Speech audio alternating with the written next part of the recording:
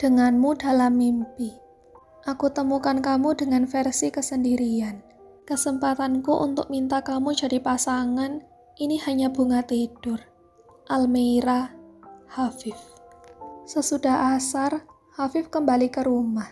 Tidak mengikuti prosesi pernikahan Zia yang sepertinya masih agak lama. Yang terpenting, ia sudah mengabadikan foto keluarga, di mana seluruh keluarga besar berkumpul di sana. Sebenarnya ada alasan yang membuat dirinya tidak bisa berlama-lama di gedung pernikahan. Setiap ia menatap wajah Almeira, maka rasa bersalahnya akan terus menyeruak dalam. Hafif bukan tidak tahu jika Atar berada di Palembang, namun bedanya di sini Almeira tidak tahu yang sebenarnya. Bahwa penerbangan Atar ke Palembang bukan dengan urusan bisnis, melainkan menemui Aisyah yang masih menjadi kekasih dari Atar. Saat ini, Aisyah mendekam di rumah sakit sebab mendengar artikel bisnis yang telah dirilis 2 hari lalu, di mana Atar digadang-gadangkan akan menikahi seorang perempuan yang berprofesi sebagai seorang dokter dan gadis itu berhijab. Namun sepertinya Almeira tidak peduli atau mungkin tidak mengetahui bahwa sebenarnya ia sedang menjadi topik perbincangan hangat di media bisnis. Lelaki itu mendudukkan diri di sofa ruang tamu, sembari memijat kepala yang terasa sakit. Ya, sakit sekali. Bagaimana mungkin Hafif bisa menutup mata dengan kenyataan yang ada? Fakta sebenarnya bahwa gadis yang ia cintai sedang dikhianati oleh calon suaminya sendiri. Hanya saja tidak mungkin Hafif berani merusak rancangan keluarga besar Almeira, yang mana melibatkan 2 keluarga besar. Di sini ia ingin egois, melupakan persahabatannya dengan Atar. Ia sangat menyukai dokter itu. Bahkan Hafif tidak ingin melihat perempuan itu tersakiti oleh sang sahabat. Almeira, panggilnya lirih. Desahan nafasnya begitu panjang. Tak mengira pula jalannya akan seperti ini. Bahwa kita mengenal satu sama lain dengan hubungan yang sulit untuk aku benarkan. Aku sendiri nggak tahu harus gimana. Luahnya bingung. Seandainya aku harus memilih, maka aku akan memilih kamu, Al. Tapi di sini ada janjiku yang Atar minta untuk tidak mengacaukan harapan kedua orang tuanya. Asal kamu tahu saja, Al. Pertama kali aku bertemu kamu, rasanya debaran dadaku seperti mau meledak-ledak. Bagiku kamu adalah orangnya, tapi ternyata takdir bilang enggak. Kalau ada kesempatan kedua, aku akan menyelamatkan kamu dari tangan Atar. Aku tahu Atar anak yang baik. Tapi dia tidak akan bisa bertanggung jawab atas diri kamu, Al. Dia akan selalu kalah dengan perasaannya sendiri. Bukan kamu perempuan yang dia cintai. Seakan-akan Almeira mendengar apa yang Hafif lontarkan. Lelaki itu mengisi rongga pernafasan dengan oksigen penuh. Aku tahu, aku gak berhak bicara seperti ini. Seakan-akan aku merasa paling baik sebagai manusia. Tapi ini bukan perkara baik atau enggaknya. Ini perkara bahwa aku ingin denganmu. Aku ingin kamu menemukan orang yang bisa membawa kamu ke dalam pernikahan bahagia. Maka dari itu aku berontak. Apa bisa pernikahan kalian dibatalkan saja? Apa bisa aku pasang badan untuk kamu padahal apapun itu harusnya bisa aku lakukan ya Al. Tapi gimana aku harus ngomong sama kamu? Gimana ya Allah? Hafif membaringkan tubuh di sofa. Kakinya diluruskan dengan mata terpejam.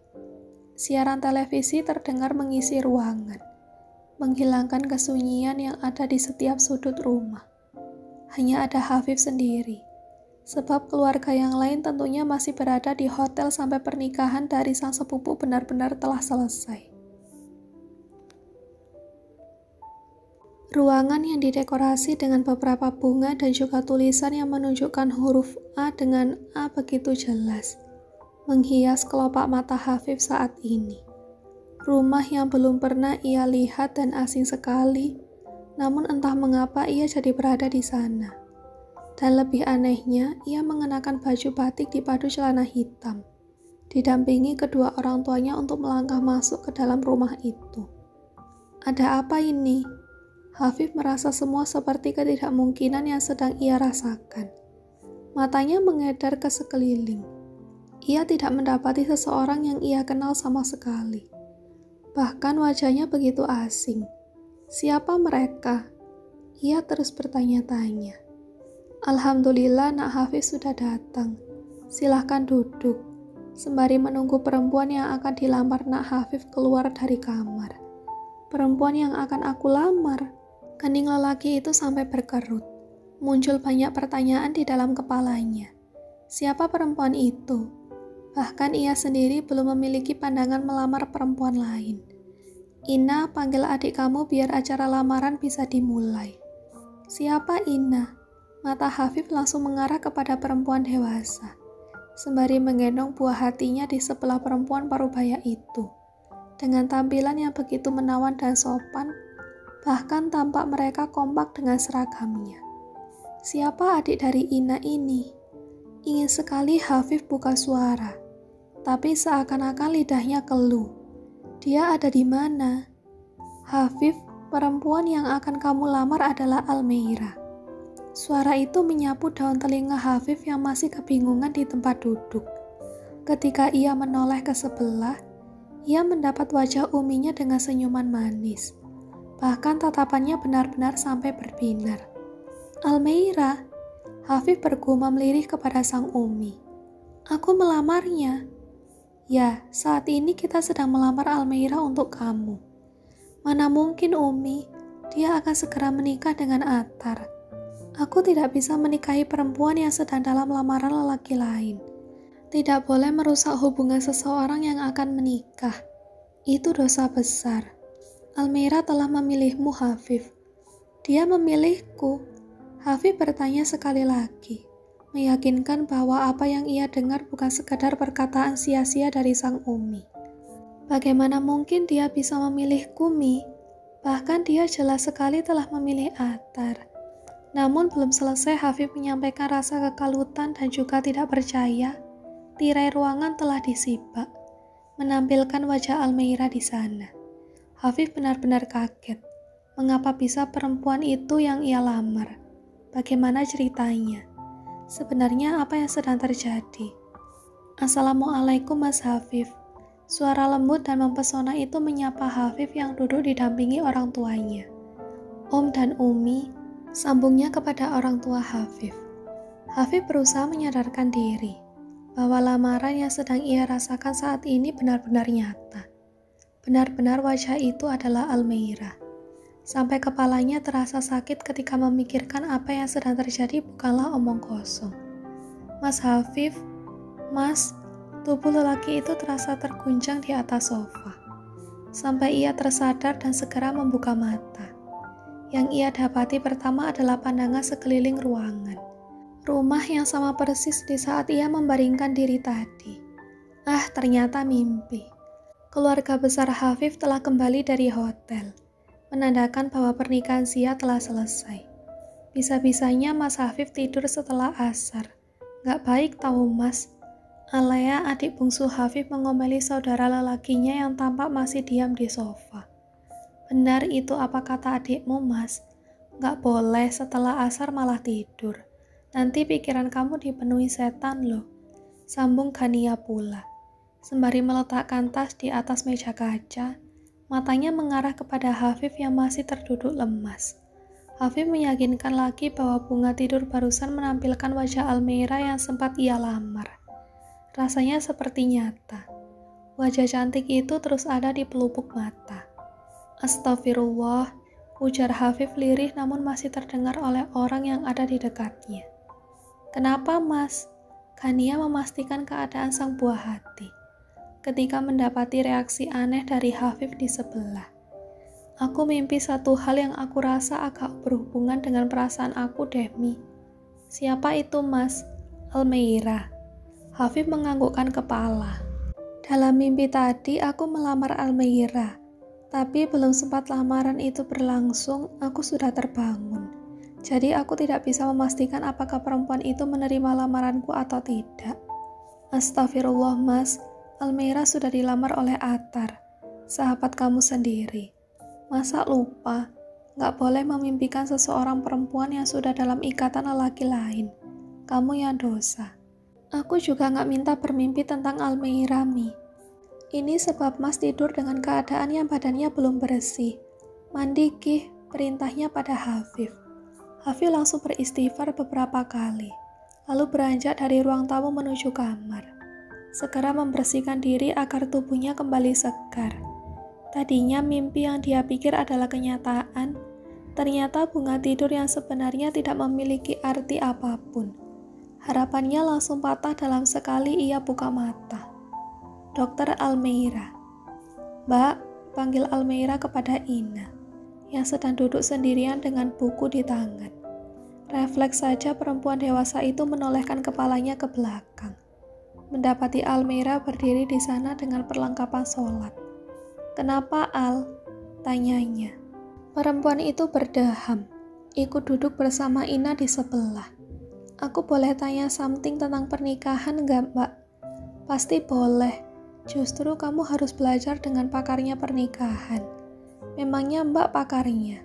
Timpal Almeida dibarengi kekahan kecil. Sebenarnya bukan tentang pernikahannya sih, tapi yang lain. Ketika Mbak mau dinikahi Mas Seno lalu, ada perasaan ragu gitu nggak? Ragu yang gimana? Ragu dia nggak setia atau ragu kamu yang nggak mampu jadi istri? Mungkin dua-duanya. Tapi lebih ragu yang merasa dia bukan orangnya gitu, Mbak. Ina diam sejenak, tampak sedang berpikir. Kalau Mbak dulu sih nggak ada yang ragu begitu. Tapi bukan berarti perasaan ragu itu nggak ada. Teman Mbak ada kasus sama persis dengan pernyataan kamu barusan. Dia ragu kalau pasangannya nggak setia.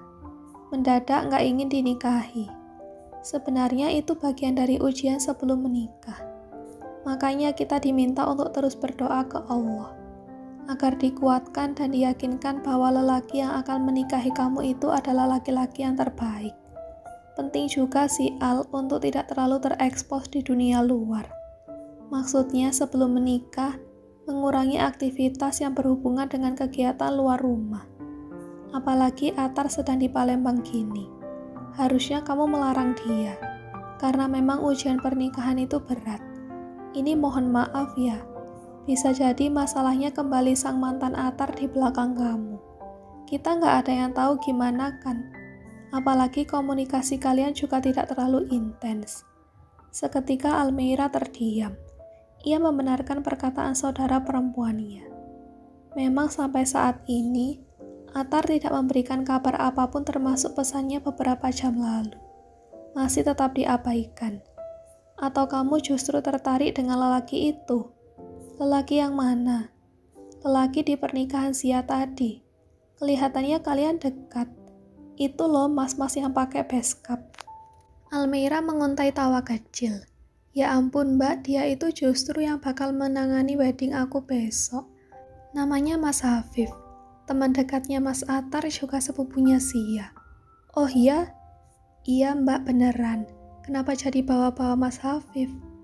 Kan hanya menduga, bisa jadi tiba-tiba hati kamu tertaut ke dia. Ada rasa ketertarikan dengan Hafif. Tapi kalau dilihat sekilas sih dia tipe lelaki dingin. Irit ngomong. Almeida mengangkat bahu, pertanda tidak tahu. Mungkin, sahutnya singkat. Mau Al punya suami dingin kayak gitu. Rumah tangga bakal hambar sih. Bingung juga menghadapi lelaki yang kurang humble ke pasangan sendiri. Mbak Ina malah ngomongin diri sendiri. Suami Mbak tuh tipenya pas banget seperti yang Mbak jabarin. Justru Mas Hafif itu orang yang gak dingin. Kelihatannya aja gitu, tapi aslinya asik kok. Asiknya ke kamu doang. Lede Ina dibarengi tawa. Siapa ya yang gak tertarik dengan dokter cantik seperti Almeida? Atar saja sampai pusing lihat calon istrinya. Matanya menggodai ke arah sang adik. Makin lama omongan Mbak Ina melantur semua. Udah deh, aku masuk ke kamar ya. Pamit Almeida kepada sang kakak. Sebelum obrolan mereka menjurus ke orang yang tidak ada kaitannya sama sekali. Tapi sebenarnya Almeida sendiri merasakan ada getaran aneh. Setiap ia bertemu dengan Hafif. Dan bisa jadi itu adalah rasa ketertarikan. Hanya saja munculnya sedikit. Tidak terlalu meyakinkan bahwa sebenarnya ia memiliki rasa yang berbeda. Setiap terlibat percakapan dengan lelaki itu, Setelah berada di kamar, Almeira meraih handphone yang berada di atas nakas, mendapati 2 pesan, namun bukan dari Atar. Justru lelaki yang tadinya menjadi objek perbincangan bersama Ina di ruang tamu. Assalamualaikum Almeira. Saya mohon maaf jika pesan ini mengganggu waktu istirahat kamu. Saya hanya ingin menyampaikan permintaan maaf saja. Wassalam. Dahi Almeira mengernyit. Tidak mengerti dengan apa yang disampaikan oleh Hafif barusan. Permintaan maaf apa? Ujarnya bingung. Memangnya dia melakukan kesalahan apa ke aku? Almeira pun langsung membalas pesan dari Hafif. Waalaikumsalam Mas Hafif. Ini permintaan maaf apa? Apakah mengenai wedding aku dengan Mas Atar atau yang lain? Baru saja pesannya berhasil dikirim, tampak lelaki itu langsung mengaktifkan media sosial WhatsApp-nya kembali untuk membaca pesan yang baru saja masuk. Tidak ada hubungannya dengan proyek wedding kamu bersama Atar. Ini hanya permintaan maaf saya. Sungguh tidak ada hubungannya dengan proyek wedding kok. Maaf jika saya tidak amanah. Tidak amanah gimana, Mas? Aku makin bingung deh. Apa ada pesan penting dari Umi yang tidak bisa Mas sampaikan padaku? Oh tidak, Al, tidak. Umi saya tidak menyampaikan apapun. Ya sudah, jangan diperpanjang. Saya hanya ingin menyampaikan permohonan maaf saja. Selamat beristirahat, Almeira. Sampai perempuan itu benar-benar tidak mengerti maksud dari pesan yang dikirim oleh Hafif barusan. Sebenarnya ada apa sih? Kenapa aneh banget? Ia pun tidak berniat membalas pesan terakhir yang dikirim oleh Hafif. Sedangkan di kamar berbeda, ada lelaki dengan tatapan menyedihkan juga perasaan bersalah. Sebab ia semakin membuat Almeira kebingungan juga kesannya ikut campur. Jujur saja, pesan usulan dari Atar membuat darah Hafif benar-benar mendidih. Ia ingin marah, tapi seakan-akan ia tidak punya kendali untuk berperan besar dengan perempuan yang ia cintai. Ya Allah, apa yang harus aku lakukan? Ucapnya lirih, sembari memejamkan mata. Aku ingin menjaga perempuan seperti Almeira dari tangan yang salah. Allah, aku ingin sekali. Pesan dari Atar kembali terekam di kepala. Hafif benar-benar bingung, dan ia tidak bisa mengambil jalan keluar dengan apa yang sedang dihadapi. Viv, gue sudah menikahi Aisyah dengan Siri, karena gue gak bisa lihat dia down seperti ini. Di sisi lain, gue juga gak bisa membatalkan pernikahan sah gue bersama Almeira. Undangan sudah disebar, sedangkan keluarga juga sudah persiapan 100%. Aisyah mendesak gue untuk menikahi dia. Bahkan dia gak mempermasalahkan dengan status pernikahan Siri ini. Jadi istri kedua. Gimana kalau Almeira sampai tahu bahwa gue di Palembang sudah menikahi perempuan lain sebelum menikahi dia? Gue butuh bantuan lo banget, Viv. Besok gue flight ke Jakarta. Gue mau ketemu lo sebentar. Bisa kan? Tentu saja Hafif tidak menolak diajak bertemu. Hanya saja ia tidak bisa bersikap merangkul. Sebab apa yang Atar lakukan melukai perasaan perempuan yang ia cintai secara diam-diam. Aku harus ngomong ke Al, tapi apa mungkin tidak menjadi masalah? Kalau hal seperti ini dia ketahui dari awal, gimana dengan keluarganya? Hafif frustasi dengan isi kepalanya sendiri. Sebentar mau maju namun mundur lagi. Aku mencintaimu, Al. Aku sangat ingin menjagamu. Tapi bisakah kamu menunjukkan rasa ketertarikan kepadaku, agar aku bisa memperjuangkan kamu dan melepaskanmu dari genggaman Atar? Dia tidak akan membahagiakanmu, juga tidak mewujudkan pernikahan sakinah bersamamu. Dia berpotensi menghancurkan nama baikmu, Al. Kekalutan Hafif benar-benar merajalela. Sahabatnya yang bermasalah, namun ia yang harus pusing sendirian. Memikirkan nasib Almeira yang pastinya akan terjebak dan juga dijebak. Mas, kamu gak mau isi perut lagi? Gania bertanya kepada putranya yang ada di dalam kamar. Ayo makan malam dulu, mumpung yang lain sedang kumpul. Duluan aja, Mi, aku masih kenyang. Oh ya sudah. Setelah menolak ajakan makan malam bersama, lelaki itu bangun dari ranjang. Berdiri lama di balkon kamar sembari memegangi kepala. Matanya menatap ke langit yang penuh dengan taburan bintang. Pernikahan Almeira sudah bisa dihitung hari. Memang antara pernikahan Zia dengan Almeira tidak berjarak jauh. Sebab ia yang menangani proyek wedding dua perempuan itu. Bahkan segala isi seserahan pun sudah Almeira konfirmasi kepada tim. Hafif tahu betul bahwa Almeira yang memilih semua isi dari seserahan untuk akad nikahnya bersama Attar. Kalau seperti ini caranya, tidak mungkin aku memberanikan diri mengacau semua harapan dan impian besar dari keluarga Attar. Sebenarnya apa yang ada di pikiran lelaki itu? Akan pilih siapa sebenarnya? Aisyah atau Almeira? Jika Attar memilih Almeira, rasanya tidak apa dia menyembunyikan pernikahan itu hingga ia bisa menceraikan Aisyah. Tapi kalau Attar memilih Aisyah, itu sama saja Almeira akan berakhir diceraikan. Tidak mungkin Attar akan membawa status pernikahan siri kepada Aisyah seumur hidup. Apalagi perempuan itu public figure, seorang artis ternama di ibu kota. Attar, perempuan seistimewa Almeira tidak berhak kamu jadikan permainan seperti ini. Ia menggeram tidak terima.